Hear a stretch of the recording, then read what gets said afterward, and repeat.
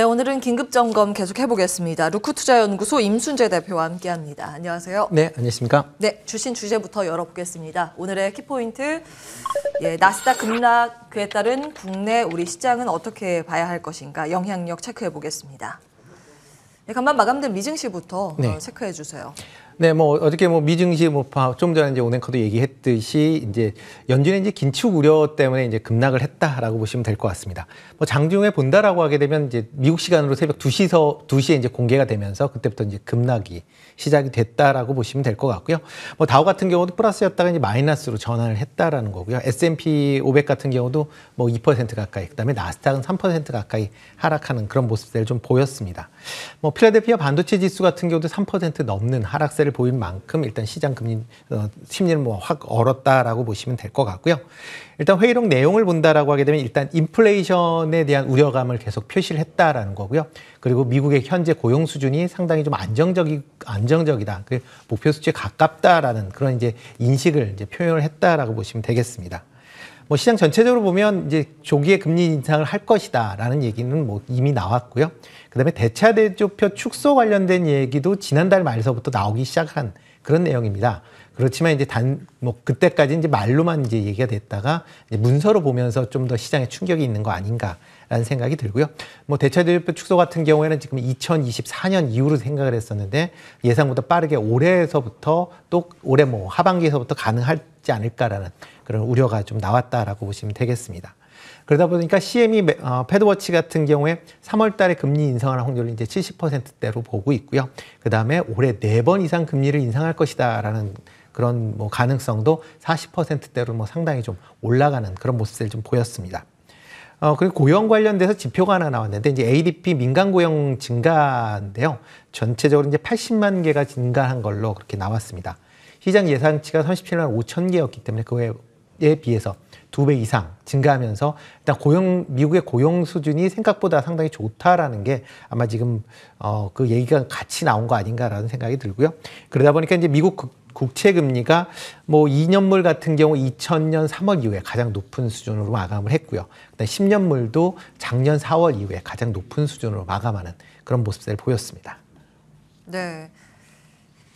고용 지표가 정말 잘 나왔죠. 그러면서 정말 이 긴축이 더 앞당겨지겠구나라는 우려감으로도 해석되는 분위기였습니다. 이제 하나의 관통하는 키워드는 긴축입니다. 유동성들이 회수가 되면서 시장의 돈들이 쪼그라들면 이런 위험 자산들이 앞으로에 힘들지 않을까라는 그런 고민들, 특히 성장주, 기술주의 낙폭이 컸습니다. 자, 우리 시장은 어떻게 보고 계세요? 네, 일단 전일 같은 경우에 국내 시장도 이제 미국 나스닥이 전일 하락을 하면서 같이 좀 하락했던 측면이 있고요. 또 하나가 이제 중국의 빅테크 기업에 대한 이제 중국 당국의 반독점 벌금 부과도 이제 같이 조금 이제 대형주에 영향을 미친 거 아닌가라는 생각이 들고 있습니다. 아마 중국의 빅테크 관련된 규제는 아마 올해도 아마 지속될 가능성이 좀 크게 보이니까요. 그런 점도 좀 감안을 하시는 게 어떨까 싶고요. 일단 코스피 같은 경우에 외국인이 6천억 샀는데 조금 전에 말씀했듯이 글로비스에 대한 물량이 들어가 있기 때문에 그래서 좀 크게 잡혔다라고 보시면 되고요. 기관이 1조 3천억, 그 다음에 개인이 이제 7천억 정도 매도하는 그런 모습을 좀 보였습니다. 코스닥 같은 경우도 외국인이 2,300억, 그 다음에 기관이 400억 정도 매도를 했고요. 그 다음에 개인이 한 4,900억 정도 이제 순매수를 했습니다. 기관 같은 경우에 지금 5일 연속 지금 코스닥 같은 경우에 1조 5천억을 지금 매도를 하고 있고요. 그 다음에 거래소도 5조 4천억 정도를 지금 매도하는 그런 모습을 좀 보이고 있습니다. 이렇게 이제 기관이 매도를 많이 한다라는 측면을 본다라고 하게 되면 기본적으로 이제 배당 투자에 대한 부분이 어느 정도 물량이 계속 출회되고 있다라고 보시면 될 것 같고요. 거래소 같은 경우에 지난 12월 1일부터 28일까지 5조 3천억 정도 순매수를 했습니다. 이에 비해서 지금 29일부터 1월 5일까지 5조 4천억 정도 이제 순매도를 했기 때문에 어느 정도 거래소문은 물량이 어느 정도 해결이 된 거 아니냐라는 그런 이제 감은 들기는 하지만 금융 투자가 아직 한 6천억 정도 매수한 거에 비해서 덜 매도했다라는 것도 한번 참고해 주시면 좋을 것 같고요. 코스닥 같은 경우에 아직도 또 그 기관에서 매도할 수 있는 물량이 좀 더 있을 걸로 그렇게 예상이 되고 있습니다. 뭐 코스닥 같은 경우 같은 기간 동안 2조 3천억 정도 순매수를 했는데 12월 29일부터 1월 5일까지 1조 5천억 정도를 이제 순매도를 했습니다. 그러니까 잔여가 한 8천억 정도 더 남아 있다라고 보시면 되니까요. 아마 코스닥 입장에서 보면 추가적인 기관의 매도세는 좀 더 있지 않을까라는 생각을 해보고 있고요. 거래소에서 이제 외국인하고 기관하고 뭐 매수한 거는 뭐 글로비스를 제외한 뭐 LG화학, 포스코, 그다음에 SK이노베이션, 현대미포조선. 어떻게 보면 실적이 조금 개선될 수 있는 그 경기 민감주로 조금 이제 매수세가 들어왔다라고 보시면 될 것 같고요. 코스닥 같은 경우는 유진테크, 엠플러스, 스튜디오 드래곤, 골프전, SPG 같은 종목을 이제 순매수했다라고 보시면 되겠습니다. 전에 이제 원달러 환율이 다시 조금 불안한 그런 모습을 보이고 있습니다. 전 1196.9원으로 이제 전일에 마감을 했는데요. 아마 이 마감하는 게 어저께는 이제 1200원을 못 돌파를 했습니다. 일단 1200원이 넘어가면 외환당국의 이제 개입 우려에 대한 부분이 좀 일단 매물출회가 좀 됐다라고 보시면 되는데요. 전일 이제 시간 외에서 거래한 걸로는 지금 1200원대를 다시 넘어가는 그런 모습을 보였습니다. 아마 그렇기 때문에 금일은 1200원대의 안착 여부가 조금 투자할 때 관심 사항이 아닌가라는 생각이 좀 들고 있습니다. 그리고 최근에 이제 금리 인상과 관련돼서 어저께 강한 그런 모습을 보인 게 이제 금융 관련주 섹터 아닌가라는 생각이 들고 있고요. 특히 이제 손보사 같은 경우에 지금 금리 인상뿐만 아니라 이제 실손보험료를 9에서 16% 정도 인상을 한다라는 소식이 이제 어저께 나오면서 강세를 보였습니다. 아마 이렇게 이제 그 실손보험 관련된 부분에 이제 보험료가 올라간다라고 하게 되면 실손에 대한 위험률이 하락을 하게 될 것이고요. 그렇게 되면 손보사 입장에서 보면 수익 개선 효과가 뚜렷할 걸로 예상이 되기 때문에 일단은 단기적으로는 손보사나 그다음에 생명보험 같은 그런 보험사 중심으로 조금 관심 있게 보시면 어떨까 싶습니다. 네. 금융 상승기의 최대 수혜주가 사실 보험 쪽이잖아요. 네. 손보사를 좀 주목하고 계시고 수급으로 봤을 때는 기관의 수급이 코스피보다는 코스닥 시장의 이 매도 대기 물량이 훨씬 더 많다라는 부분 체크해 주셨습니다. 자, 그러면 오늘 우리 시장은 어떻게 보세요?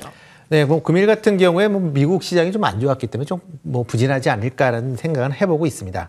특히 이제 미국의 이제 긴축 우려감이 이제 나오면서 나스닥이 어저께 좀 큰 폭으로 하락을 하는 그런 모습세를 좀 보이고 있습니다. 이렇게 일단 금리가 인상하면 성장주 관련돼서는 일단 자금 투자를 위해서는 이제 타인 자본들을 많이 갖다 끌어 쓰는 경우들이 많기 때문에요. 그거에 대한 이제 관련 비용이 증가를 하면서 수익성이 좀 악화된다라고 보시면 될 것 같고요. 그렇기 때문에 관련된 성장주가 금리 상승할 때 좀 부정적인 영향을 미친다라고 이해를 하시면 될 것 같습니다. 일단 연준에서 금리 인상한다라는 건 계속 얘기를 했습니다. 지금 얘기 안 한 게 아니라 계속 얘기를 했었던 그런 상황이고요. 그다음에 테이퍼링 관련 지난 이제 테이퍼링 관련 때도 작년 한 해 내내 테이퍼링 관련돼서 얘기를 했지만 테이퍼링이 실질적으로 실시를 하면서 주가는 그렇게 큰 움직임은 잠깐밖에 없었습니다. 그러니까 기본적으로 흐름 자체는 그렇게 바뀌지 않았다라는 거고요. 이번에 이제 연준의 이제 대차 대조표 축소, 이제 어떻게 보면 이제 양적 축소 그런 방향인데요. 이거 대차 대조표 축소 관련된 부분도 지금 처음 얘기를 들었기 때문에 시장에서 좀 민감하게 반응하는 거 아닌가라는 생각을 하고 있습니다. 물론 이제 과거에 축소를 하면서 주가가 조금 이제 부진했었던 그런 모습을 좀 보였는데요. 최근에 미국의 경제 성장률이나 아니면 고용 수준으로 본다라고 하게 되면 그렇게 무리는 아니다라고 보여집니다. 기본적으로 고용 성장률이 지금 이제 실업률 자체가 12월 달에 4.1%로 지금 예상이 되고 있는데요. 지난달에도 4.2%, 그 다음에 코로나 이전이 지금 3.5% 수준입니다. 그러니까 코로나 이전에 실업률이 상당히 낮다라고 했을 때가 3.5인데 지금 코로나 이후에 4.1 정도 된다라고 하면 어떻게 보면 거의 그때 수준하고 비슷하다라고 보시면 되고요. 그러다 보면 그만큼 그동안 풀렸었던 자금을 어느 정도 해소하는 건 좀 불가피하지 않을까. 그런 관점에서 좀 접근하시는 게 나을 것 같고요. 그리고 국내 기술주 같은 경우에는 일단 단기적으로는 이제 부정적인 영향을 좀 미칠 걸로 예상이 되고 있습니다. 그렇지만 이제 작년 한 해 상당히 특히 IT 제조업주 중심으로 좀 쉬었거든요. 이유 중에 하나는 미국 같은 경우는 플랫폼 관련 기업들이 좀 강한 그런 상승세를 보였습니다. 이렇게 플랫폼 기업이 강하다라는 거는 어떻게 보면 기존의 기기를 새로 바꿀 필요는 없고 기존에 있는 기기를 활용할 수 있다라는 강점이 있습니다. 그렇지만 이제 경기가 회복이 되면서 새로운 기기에 대한 이제 수요도 다시 증가할 걸로 예상이 되고요. 특히 뭐 스마트폰이나 아니면 다른 노트북, 뭐 여러 가지 태블릿이나 노트북이나 뭐 여러 가지 이제 그 기기를 새로 살 확률이 좀 많아지게 될 겁니다. 그렇게 된다라고 하게 되면 이걸 제조하는 아니면 제조에 대한 부품을 생산하고 있는 국내 기업 입장에서 보면 좀 긍정적인 시그널을 올해는 볼 수 있지 않을까. 그러니까 뭐 그러니까 단기적으로 보다는 좀 중장기적인 관점에서 보면 IT 제조 관련 쪽 기업들은 좀 더 관심 있게 좀 보시면 어떨까라는 생각이 들고요. 특히 이제 반도체주는 뭐 여전히 뭐 올해 내에는 계속 좀 관심 있게 좀 보셔야 되지 않을까. 뭐 삼성전자나 SK 하이닉스 같은 경우도 계속 좀 지켜보시는 게 어떨까라는 좀 생각을 해보고 있습니다. 일단 뭐 금일 같은 경우에는 뭐 전체적으로 뭐 순환매 장세에서 금일은 조금 약하지 않을까라는 생각은 하고 있으니까요. 뭐 그렇지만 뭐 지금 이 상황이 아마 이번 주까지는 아마 지속될 가능성은 있지만 그렇지만 너무 뭐 2,900포인트를 만약 하회를 한다든가 하게 되면 저점 매수 관점에서 좀 접근하시는 것도 나빠 보이진 않아 보입니다. 그러면 코스피 기준으로 2,900선을 네, 2,900 매수 선을 포인트로 제시를 해주시는 네, 건가요? 2,900선 정도까지는 뭐 하락하지 않을까 싶습니다. 그럼 그때 뭐 삼성전자 하이닉스 사라는 말씀이세요? 네, 그때는 뭐 SK 하이닉스 같은 건 사셔도 무방하지 않을까 싶습니다. 하이닉스. 네. 예. 삼전보다 하이닉스에 더 주목하시는군요. 네, 이제 자금의 이동 가능성에 대해서 주목을 하셨습니다. 이 양적 완화 축소에서 금리 인상 그리고 최종 종착지가 원래 양적 긴축입니다. 이게 이제 돈줄을 조이는 연준의 방식인데 지금 양적 긴축이 과거보다 훨씬 더 빠르게 진행이 될 거라는 우려감 때문에 발작을 보였습니다. 그러나 이 안에서 투자의 기회가 있다고 보셨고요. 코스피 기준으로는 2,900선 하단 제시해 주셨습니다. 앞으로는 성장주에서 가치주로의 자금 이동 가능성, 무형 자산에서 실물 자산, 특히 IT 제조업 쪽으로 이 자산의 이동 가능성에 대해서 주목을 해주셨습니다. 루크투자연구소 임순재 대표와 함께했습니다. 말씀 고맙습니다. 네, 고맙습니다.